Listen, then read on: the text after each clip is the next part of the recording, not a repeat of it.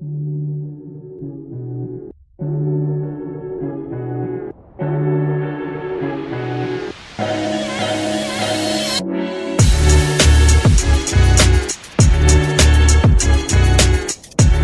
tudo bem? Esse é o podcast do Publish News. Conversamos aqui toda semana com pessoas que fazem a diferença no mercado editorial e livreiro.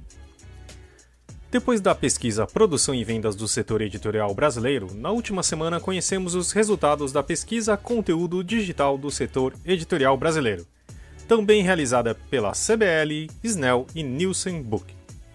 Desde 2016, quando foi apresentado o Censo do Livro Digital, não tínhamos números atualizados sobre a produção e venda de produtos digitais no Brasil. E o que se viu no estudo, que tem o ano base de 2019, foi um crescimento nominal de 140% em 3 anos, com um faturamento que alcançou os 103 milhões. Além disso, o acervo cresceu 37%, chegando a 71 mil títulos, e representando 4% do mercado editorial. Para explicar as especificidades da pesquisa, a metodologia usada, o que tanto foi levado em conta, os fatores que influenciam os números apresentados e tirar outras dúvidas que surgiram com essa primeira pesquisa, que a partir de agora deve ser anual. Chamamos novamente neste podcast Mariana Bueno, economista e consultora Nielsen Book. Mas antes de começar a nossa conversa, vale lembrar que as inscrições para a edição 2020 e 2021 do Prêmio Jovens Talentos estão abertas. Profissionais do mercado editorial até 35 anos podem se inscrever ou ser indicados enviando um e-mail para inscrições@premiojovenstalentos.com. Tá, inscrições sem acento, né? Até o dia 9 de setembro, mandando as suas contribuições para o mercado editorial. O prêmio é aberto para todas as áreas do livro. Esse podcast é um oferecimento da MetaBooks, a melhor e mais moderna plataforma de metadados, agora ainda mais essencial do que nunca. E já ouviu falar em POD, impressão sob demanda? Nossos parceiros da Unlivre são referência nessa tecnologia no Brasil, que permite vender primeiro e imprimir depois, reduzindo custos com estoque, armazenamento e distribuição. Com o POD da Unlivre, você disponibiliza 100% do seu catálogo sem perder nenhuma venda. Esse é o programa número 133, do dia 31 de agosto de 2020, gravado no dia 27. Aqui é Fábio Errara, com Thalita Facchini e Leonardo Neto. Oi, Mari Bueno, como vai você? Tudo bom? Eu vou bem, aqui de novo. Vou bem, ótimo. Você já fez a conta de quantas vezes você já esteve aqui conosco, Mari? Eu não fiz, mas é sempre uma delícia, prefiro não fazer, não vou ficar com vergonha. Pelo menos é um compromisso, 2 compromissos anuais, quando sai a produção e vendas, quando sai a série histórica e agora quando sai o conteúdo digital. Então você vai ter que estar 3 vezes por ano conosco, pelo menos. Combinado. Já é a convidada que mais participou, eu acho, não? Sério, gente? Ai, que honra, que legal. Então vamos falar agora dessa pesquisa do mercado digital. Vamos contar primeiro que teve uma primeira em 2016, se dá para ser comparável ou não, e quais são as diferenças de 2016 para essa de 2019? Bom, a primeira diferença é a diferença metodológica, né? Então, em 2016, a gente não tinha dado nenhum sobre o mercado. Então, ela é uma pesquisa importante na medida em que ela estabeleceu um número para esse universo, ou seja, para o tamanho do mercado, né? Naquele momento, já quando a gente divulgou, a gente percebeu que o mercado ele se comportava diferente, que ele tinha uma dinâmica diferente e que, portanto, a gente precisava olhar para ele de uma maneira diferente. E foi nesse sentido que a gente construiu a pesquisa desse ano, né? Então, a gente olhou para o mercado de uma maneira diferente, estabeleceu novas categorias, né? Então, no censo, a gente tem os subsetores que existem na produção e vendas. A gente preferiu olhar para essa pesquisa de uma maneira diferente, porque a gente percebeu que ela se comporta diferente, né? Então, a gente dividiu isso em categorias diferentes, não utilizando os mesmos subsetores, porque a dinâmica desse mercado é diferente. Então, quando no censo a gente olha aquele 1,09, né? O mercado digital seria 1,09 do mercado físico, é uma comparação até injusta, né? Porque ali a gente está levando em consideração o subsetor de didático, e o subsetor de didático ele representa muito para o físico e quase nada para o digital. Então, a gente olhou para metodologias usadas em outros países. A Nielsen faz uma pesquisa na Inglaterra, olhando para o conteúdo digital. Então, a gente decidiu mudar um pouco esse formato, e aí a gente decidiu usar as categorias ficção, não ficção e CTP, que são as áreas que mais têm importância e relevância para o digital. E Mari, essa história de o digital não ter relevância, né, no segmento de didáticos, ele não tem relevância na venda, mas ele tem uma produção. Isso. Então, essa pesquisa não está olhando para a produção especificamente, ela está mais preocupada em saber da venda. Ela olha para a produção também. É que assim, como a gente olha para a produção e para a venda, e o subsetor de didáticos não trabalha exatamente isso, não declara exatamente isso como uma produção digital, na medida que você só tem acesso a esse conteúdo pela compra do livro físico, então ela está vinculada a esse livro físico. Então, a resposta que a gente tem, inclusive dentro da comissão de pesquisa, da qual as editoras de didático fazem parte, e validaram essa metodologia, de que não, que eles não atuam nesse mercado, de produzir e comercializar. Eles produzem, mas ela tem uma vinculação com o livro físico. Né? Então, se você não compra o livro físico, você não consegue ter acesso a esse conteúdo digital. Então, existe uma produção, ela não é necessariamente uma produção de livro, porque ela é um conteúdo a mais, né? Então, a gente não está falando necessariamente do mesmo conteúdo que está lá no livro didático. Então, você tem exercícios, às vezes você tem game, você tem outras coisas que estão vinculadas àquele conteúdo do livro físico. Mas ela não é exatamente um conteúdo digital pensado para ser comercializado e distribuído, assim.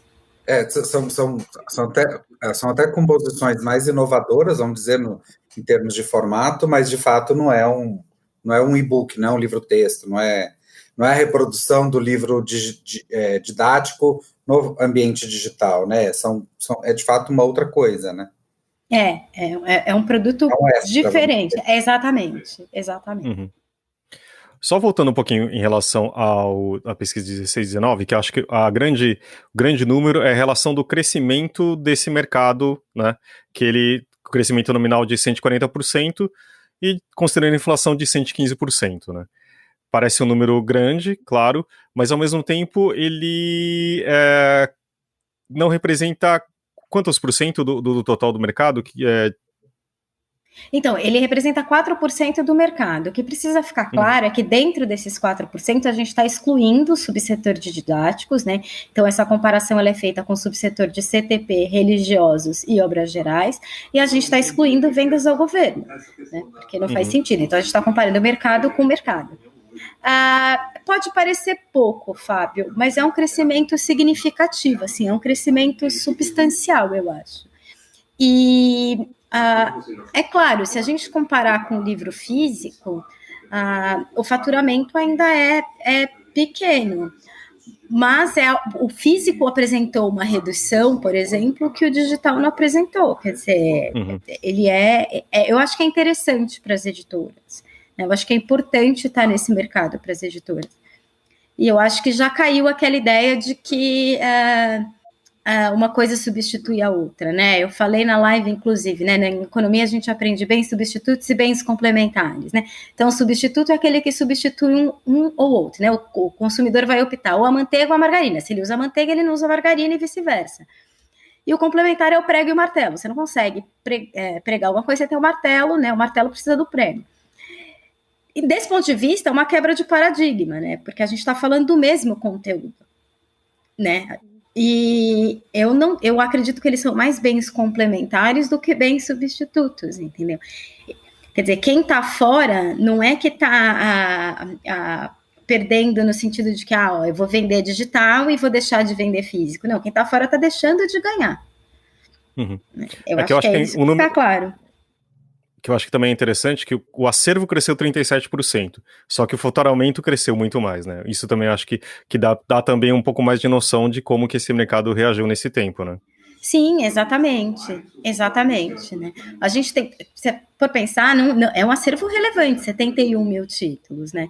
É claro que quando a gente compara com Estados Unidos, Inglaterra, ou até mesmo outros países em que esse mercado tem uma relevância maior, a gente tem que levar em consideração uma série de coisas, né? Por exemplo, penetração de acesso à internet, né? A gente sabe que tem uma série de pessoas que têm acesso à internet por WhatsApp. E o acesso à internet mesmo é muito pequeno, os próprios dispositivos, houve um aumento, segundo o mercado relata, que houve um aumento no uso de smartphones para ler, mas a gente sabe que não é a melhor coisa do mundo ler um smartphone, entendeu? Então, e ainda assim, o smartphone é caro, e ainda assim você precisa do acesso à internet, né? Então, quer dizer, essa pandemia está mostrando a dificuldade que as crianças, por exemplo, de escola pública têm para acessar a internet e conseguir acompanhar as aulas. Se isso acontece com a aula, quem dirá com o livro? Quer dizer, o tempo que ela tem para ler um livro, não que ela não tenha interesse, mas ela talvez fale assim, o livro eu compro físico, porque eu vou usar esse tempo que eu tenho aqui de internet, que não é muito, para fazer outra coisa que eu não consiga fazer fora dela, talvez.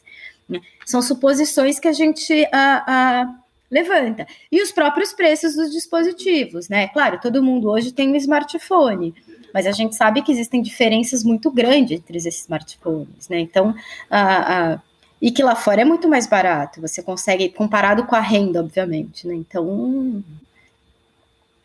e Mari, ainda pegando 2016, pegando um gancho nessa pergunta do Fábio aí, uma das críticas mais ferrenhas que teve lá em 2016 era que aquela pesquisa, o censo de 2016, não abraçava os diversos modelos de negócios do livro digital, do conteúdo digital, né? Nesta pesquisa agora teve uma preocupação, então eu queria que você nos contasse quais os modelos considerados aí nesse novo inquérito aí, dessa pesquisa de 2020. Bom, no 16 a gente olhou para e-book, né? Fundamentalmente e-book.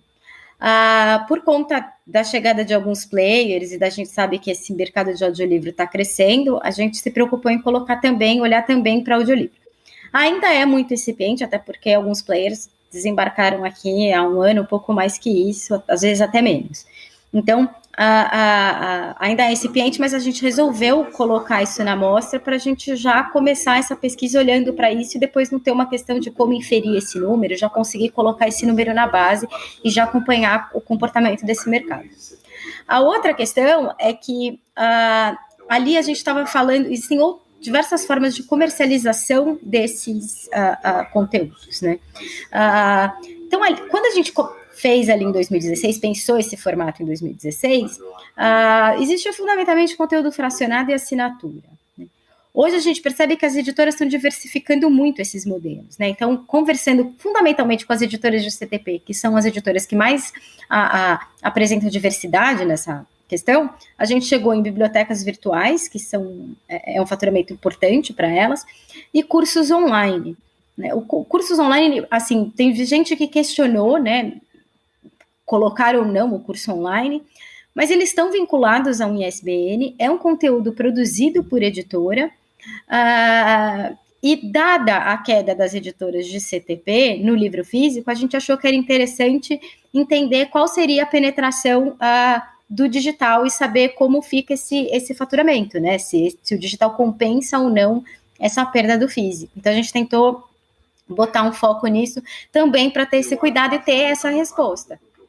E compensa? Você tem esse número de quanto compensa? Eu te fiz essa pergunta na live e você não tinha o número de pronto. Deu para procurar ele aí? Deu, assim, não compensa, né? Ele ameniza, mas não compensa, né? Então, o que a gente percebe assim, se a gente comparar 2019 com 2016 em termos reais, CTP tem uma queda de 28%. Quando a gente leva em consideração o digital, essa queda cai para 24%. Então, é óbvio que ameniza, mas ela não compensa, né? E outra coisa ainda, falando sobre modelos, o que me chamou muita atenção foi esse conteúdo fracionado, né, que é uma parcela muito pequena, me surpreendeu justamente por ser tão pouco, né, que se não me engano era R$15 mil, faturou-se em um ano R$15 mil. E aí eu me lembrei de quando se falava muito ainda da pasta do professor, que era um modelo que me parecia muito interessante para universidades, e estou entendendo que a pasta do professor esteja nesses 15 mil reais, com perdão da palavra, nessa mixaria de 15 mil reais. É um modelo que é um modelo falido, ou é um modelo que deixou de ser explorado por alguma outra razão? Eu acho que é um modelo que deixou de ser explorado. Eu acho que o modelo não sei, acho que as editoras avaliaram que ele não era interessante, né? A gente percebeu que é uma migração muito forte nos dados declarados de CTP para a biblioteca, né? Para o modelo de biblioteca. Então... teoricamente a biblioteca digital... desculpa. Será que esses conteúdos fracionados foram para a biblioteca digital? Será? Então, eu acredito que sim. Fábio, você que é o homem do livro digital, você sabe se esses conteúdos foram? Olha, é o que faria sentido, né? Eu acessar um capítulo, eu acesso para uma biblioteca porque teoricamente você pode acessar o livro inteiro, né? Então, as bibliotecas têm crescido muito mais, principalmente no universitário, né? Então, provavelmente sim. Porque também a pasta do professor, ela parecia uma coisa estranha, porque durante um tempo você tinha que imprimir. Você poderia imprimir, né? Não era um arquivo digital. Então ficou um pouco anacrônico. E eu não sei, eu perdi se eles conseguiram fazer essa migração. Mas se você pode acessar o livro no seu smartphone ou no seu notebook, eu acho que faz todo sentido do que ter só o fracionado, né? Eu imagino que a pasta do professor ele esteja dentro da biblioteca na medida que você tem o capítulo que o professor pede. E vale ressaltar que tem muito professor ainda que usa PDF, né, gente? A gente sabe, enfim, né? Acho que a pirataria, ela tá aí, ela existe, e o subsetor de CTP é o subsetor mais afetado com isso. Então, é verdade. Então, acho que isso afeta também. Eu queria completar só uma coisa quanto à penetração do digital, né?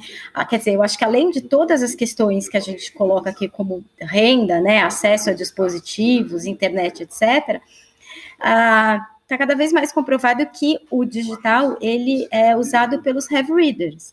E aqui a gente tem uma questão de restrição de demanda mesmo por conta dos nossos índices educacionais e por tudo isso. Então, quer dizer, quando você coloca tudo isso num pacote, eu acho que a penetração ela é menor mesmo. Eu queria olhar para frente nos próximos anos da pesquisa, porque agora nessa primeira a gente comparou 2016 com esses 3 últimos anos. E agora para frente, você acha que como que vai se comportar a produção das editoras e toda essa parte do e-book e a participação do audiolivro, principalmente? A expectativa é que cresça. Eu acho que a pandemia favoreceu isso. Eu acho que eles têm, o maior desafio deles é manter esses novos usuários, né? Então você tem um crescimento de usuário. O Marcelo Joia fez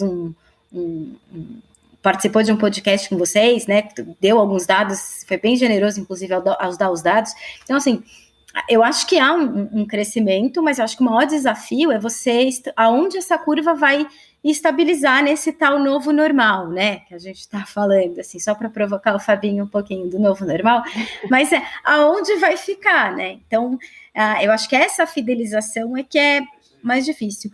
Eu não sei qual é o teto, né? Eu acho que ainda tem espaço para crescer, até pelos dispositivos. Por exemplo, o áudio hoje conta com os dispositivos de voz que estão chegando e estão tendo a adesão aí do mercado. Então, eu acho que o áudio tem muito espaço, porque o ano passado foi muito incipiente, tem. O e-book, eu não sei, honestamente, qual é o teto. Mas eu acho que tem espaço, apesar da gente não ter esse número de heavy readers tão grande quanto a gente tem em outros países, né? Mas... eu vou discordar um pouquinho da Mari, primeiro do novo normal também, né?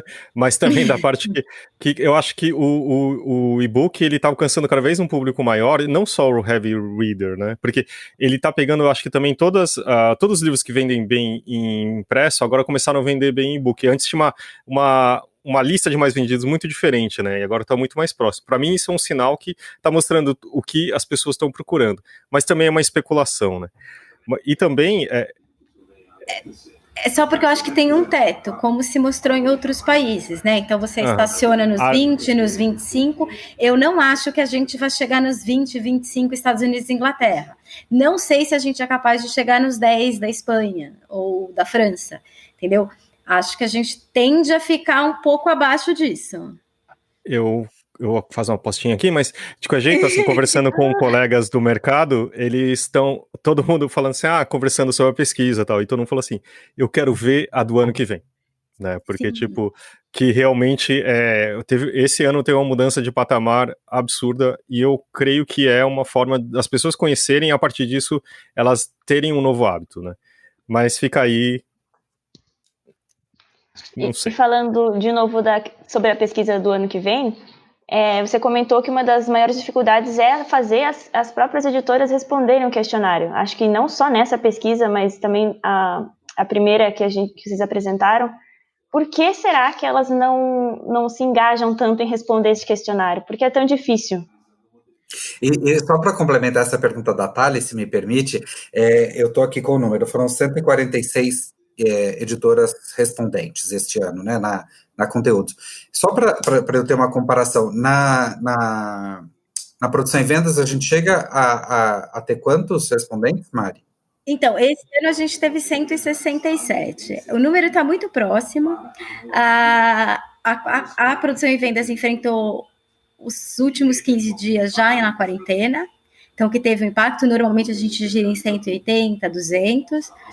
E a Conteúdo Digital, ela pegou praticamente toda a quarentena, o que dificulta. A gente sabe que não é fácil as editoras acessarem esses dados, e muitas vezes não vem do mesmo departamento, enfim, todos os dados, né, na quarentena. Então, assim, a gente considerou um número legal para uma primeira versão, né, para uma primeira vez da pesquisa. Eu acho que, primeiro, a gente entende que nem sempre é fácil, né? Porque você tá, no fim das contas, você está destacando uma pessoa que trabalha para fazer um trabalho externo, né? Alguma coisa fora daquilo que ela tem como função. Então, a gente entende que, sim, né? Muitas vezes isso traz um impacto, mas eu acho que cada vez mais o mercado tem olhado e tem visto valor nisso, e tem visto que é bom ter essas informações, né? Não só para você olhar para dentro da sua empresa, né? Para você observar a sua empresa. Eu costumo dizer muitas delas assim, mas eu não me vejo na pesquisa. É muito difícil não se ver na pesquisa, quer dizer, é óbvio, a pesquisa é uma pesquisa macro, é uma pesquisa da indústria, né? Provavelmente a sua editora está num desses subsetores, mas normalmente as pessoas olham para os gráficos, olham para o número e querem se ver naquele número, naquela linha. Um gráfico, ele é um espaço, né, de representação. Então, a sua editora está onde? Em que quadrante? Em cima, embaixo, na direita, na esquerda? Ela não precisa estar na linha. É muito difícil uma editora se ver na linha, porque ali é o agregado de todo mundo. Mas só o fato de você se localizar ali, dentro daquele espaço, já te conta alguma coisa, né? Então, você se comportou melhor, pior que o mercado, aonde e por quê? Então, já mostra alguma coisa. E a outra coisa é pelos pleitos, né? Quer dizer, toda a história hoje da taxação do imposto, o pleito do PiscoFins, ele foi conseguido com base nos dados dessa pesquisa, e hoje muito daquilo que está sendo discutido, inclusive em relação ao preço do livro, ao acesso e ao impacto, é com base nessa pesquisa, né? Mesmo as compras governamentais, quer dizer, o fim do PNBE, né, e a volta como PNLD literário, ela também tem como base dados dessa pesquisa. Então, como o pleito da indústria como um todo, é importante. Então, eu acho que esse é um fator que eu acho que as editoras deveriam olhar e responder, porque favorece a indústria e a cadeia, né? A cadeia como um todo.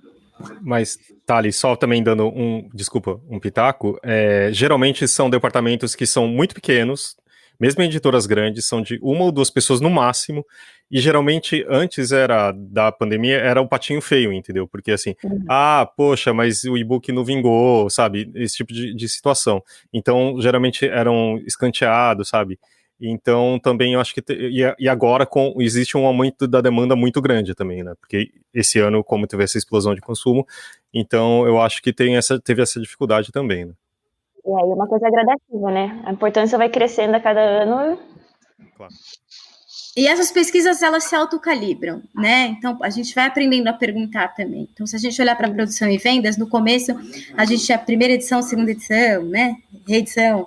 Depois tinha lançamentos, até que a gente olhou e falou, não, novos ISBN. E aí a gente começa a ter mais segurança nos dados que a gente está recebendo. E eu acho que o mesmo vai acontecer aqui, né? A gente aprende a perguntar. Acho que é uma dificuldade também, né? Aprender a perguntar para que a pessoa responda exatamente aquilo que você espera dela. Né? A resposta que você está querendo. Então, isso não é tão... A dinâmica faz com que a gente vá construindo e ela vá se calibrando. Mari, então, eu resgatei aqui agora a matéria que o Publish News fez quando saiu o censo do livro digital lá em 2017. E o título da matéria era 63% das editoras brasileiras preferem ignorar e-books. Você tem como é que fala? A atualização desse número? Quantas editoras brasileiras não estão publicando, não publicaram e-books em 2019? Não, eu não tenho. Porque o censo, para ele existir, ele precisa abarcar um número quase total das editoras. É claro que ele não precisa ser todas as editoras, mas ele precisa ir quase na sua totalidade para a gente ter o número do universo. Quando a gente faz inferência estatística, eu não preciso disso. E aí esse número passa a não ter mais. Então, eu não sei quantas editoras não estão no digital. O que a gente percebeu é que, em relação ao faturamento do físico, editoras com maior faturamento têm uma presença maior do digital do que editoras com faturamento menor, né? A resposta que a gente tem do mercado digital é que, assim, ainda que existe uma presença, porque eles falam assim, não, mas tem editora pequena que vai bem, então, mas comparado com o dado que a gente tem no físico, que elas declaram no físico, o percentual é menor do que dessas editoras maiores, mais robustas aí.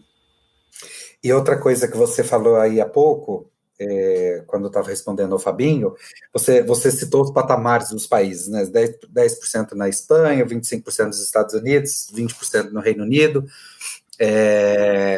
Essa metodologia vai permitir a gente comparar a evolução do nosso mercado com outros mercados mais maduros que o nosso? Vai, mais fácil, inclusive, porque as categorias que eles usam são as mesmas, né? Então, quer dizer, às vezes você tem uma mudança na terminologia de CTP, que não é nem sempre é CTP, às vezes é não ficção especialista, aí você tem você agrega livros diferentes, você faz clusters diferentes, mas a verdade é que ela está muito mais próxima do que a metodologia que a gente utilizou com base nos subsetores do físico. Mas também o fato de mostrar que, tipo, 66% dos livros de ficção e não ficção são lançados em digital em CTP 72%, mostra que pelo menos os respondentes têm uma adesão bem razoável, né? Sim, sem dúvida. É bastante, eu diria. E eu acho importante, né? Quer dizer, eu acho que das maiores editoras em termos de faturamento, aí eu faço um corte aí acima de 10 milhões, eu acho que é muito difícil você ter um livro que você sabe que vai vender, né? Que você sabe que vai ter uma adesão no digital, porque, é claro, tem livros que não têm adesão no digital. Infantil, por exemplo, tem uma adesão menor, livro de arte, né? Então, quer dizer, fotografia, mas assim, você tem um livro que você sabe que tem uma adesão no digital e que essa editora não vai lançar esse livro no digital. Acho muito difícil que isso aconteça, assim. As grandes, eu acho que já estão preparadas para que esse processo seja quase que um caminho automático. E a questão do ficção, das vendas ser predominantemente em não ficção, é isso, né? Também você tem um predomínio nessa parte, tanto no e-book quanto no audiolivro? Faz sentido?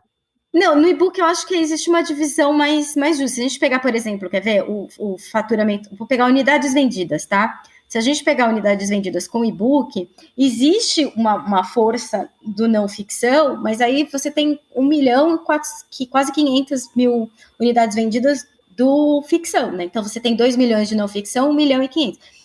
É bastante não ficção? Sem dúvida. Não ficção se mostra uma categoria importante tanto para e-book quanto para áudio, sem dúvida. Agora, para áudio, essa predominância ela é muito grande, né? Tá certo que o número é muito pequeno ainda, né? Então, quer dizer, Depende muito da penetração, da adesão, de um monte de coisa, mas se a gente está falando que 70% das unidades de áudio que foram comercializadas, elas pertencem à categoria não ficção. É bastante coisa, né? E 86% do faturamento quando a gente fala nas assinaturas, né? Então, o modelo de assinatura do áudio, 86% do faturamento das editoras, ele vem com a comercialização do não ficção nessa modelo de comercialização. Então, é bastante coisa também, né? Então, talvez seja uma força aí. É que na live acho que também foi mencionado que os livros, as listas de mais vendidos em geral também se tem um pouco dessa predominância também, né, do não ficção. Não foi isso? Não, então, o que eles disseram foi que o Marcos disse foi o seguinte, quer dizer, no livro físico, as listas de mais vendidos, ela tem uma predominância de não ficção e tem muito pouco novo ficção, né, de novos autores, que são muito bem vendidos, né? Então, esse ano, por exemplo, na produção e vendas, a gente viu uma redução de literatura adulta, né, na produção. Então, eu acho que isso vai retratando aí alguma coisa, né, um movimento. Que, óbvio, os editores se preocupam, né? Literatura adulta é legal, então é importante, né? Não, e acho que até pelos pleitos também, né? Por uma questão política, inclusive ela retrata muita coisa, assim, do lugar que a gente vive. E você, Mari, tinha alguma coisa que você gostaria de falar antes de a gente ir para as indicações? Eu acho que como foi dito na live, é um marco, né, importante. Eu acho que o mercado precisava desses números, precisa desses números, né? Como eu disse, eu acho que quem está fora, né, desse mercado, não é que você deixa de vender um livro físico, você está perdendo alguma coisa, no fim das contas você está deixando de ganhar, né? É mais uma possibilidade. A gente está falando cada vez mais de usuários multiplataformas, né? Hoje a gente tem a entrada aí de dispositivos de voz que, pelo jeito, tem uma penetração grande e está sendo cada vez mais importante. As indústrias de tecnologia estão de olho nisso. Então, eu acho que, assim, eu conheço adolescente que sai do físico, vai para o áudio, do áudio vai para o digital, né, para o e-book, volta para o físico, é o mesmo livro e transita muito bem. Eu não consigo, admiro adolescente que consegue, tem essa capacidade. Então, eu acho que, assim, são números que o mercado precisava, acho que a gente agrega mais, né, cada vez mais para o mercado e cada vez mais a gente vai se tornando aí uma referência de dado dentro desse mercado, que é importante. Então, tá bom. E agora, muito obrigado, Mari. E agora vamos para as nossas indicações? Vai lá, Mari, você que é convidada, então você começa. Bom, eu vou indicar uma série dessa vez. Eu não tinha pensado antes, eu vou indicar uma série que eu acabei de assistir e eu gostei bastante, chamada Peaky Blinders, que fala da Inglaterra no período entre guerras, Primeira e Segunda, e tem uma relação bem interessante aí com o Estado, com as pessoas, uma classe social que vai se formando, com umas associações do Estado, talvez não muito legais para se fazer, enfim. Eu recomendo bastante, é muito bem feita, é uma série britânica, muito boa, inclusive. E tá onde? Tá no Netflix. Indicações, posso? Pode. Agora pode. A Beatriz Alves, ela me indicou uma série mexicana chamada Pan e Circo, que está na Amazon Prime. É uma série muito interessante e eu quero indicar especialmente o primeiro capítulo. O primeiro episódio, na verdade, dessa série. Que eles falam, é uma série que não foi pensada para a pandemia, mas o último capítulo que eles iam gravar, o último episódio que eles iam gravar, que acabou virando o primeiro episódio da série, foi feito na pandemia. Então, eles fazem... É um cara que cozinha, é um ator, e o lance acontece ao redor de uma mesa, por isso o nome Pan e Circo.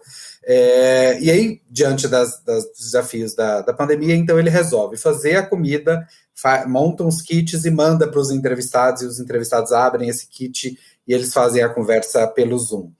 E as soluções que eles deram para aquilo foram tão geniais, abriram minha cabeça num nível que eu não sei nem o que é que eles estavam conversando.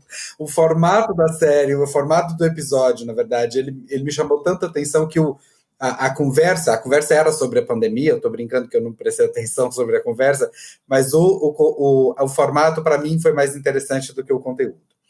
E também queria indicar uma coisa que eu tropiquei com ele nessa semana, que é um canal de YouTube, um canal no YouTube, de uma arquiteta chamada Regina, chama Pura Arquitetura. E aí ela vai contando dos projetos dela. É uma mineira, e eu adoro o sotaque de mineiro, que é bem parecido com o meu, inclusive, de goiano. E aí ela vai contando as obras que ela está fazendo, e aquilo, para mim, é assim, uma grande de uma viagem.